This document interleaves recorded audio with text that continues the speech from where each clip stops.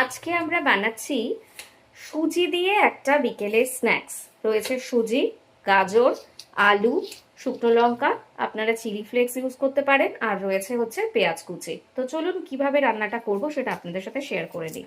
জল নিয়ে নিয়েছি গরম করে, তার মধ্যে সামান্য নুন, তার মধ্যে তেল, আর দিয়ে দিয়েছি চিলি ফ্লেক্স, আর সঙ্গে দিয়ে নিয়েছি গাজর আর আলু সেদ্ধ করতে। এটা সেদ্ধ হয়ে গেলে স্ম্যাশ করে নিতে হবে। তার মধ্যে দিয়ে দেব সুজি। পেঁয়াজ আর শুকনো লঙ্কা ভালো করে ভেজে নিচ্ছি, তারপর আলু আর গাজরের সাথে স্ম্যাশ করে নেব। এবার এই গরম জলের মধ্যে সুজিটা দিয়ে দিচ্ছি।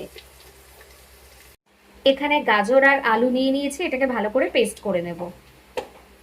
সুজিটাকে নামিয়ে নিয়েছি, এখানে আলু আর গাজরের পেস্ট নিয়েছি, আর এটা হচ্ছে পেঁয়াজ। তো চলুন এটাকে ভালো করে এখন বাইন্ডিং করে নিতে হবে।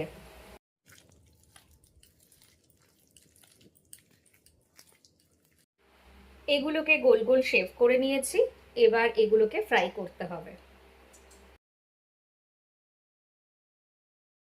রান্না একদম কমপ্লিট হয়ে গিয়েছে। এই হচ্ছে সুজি ফ্রাইস, আর টমেটো সসের সাথে এটাকে এবার পরিবেশন করে দেব।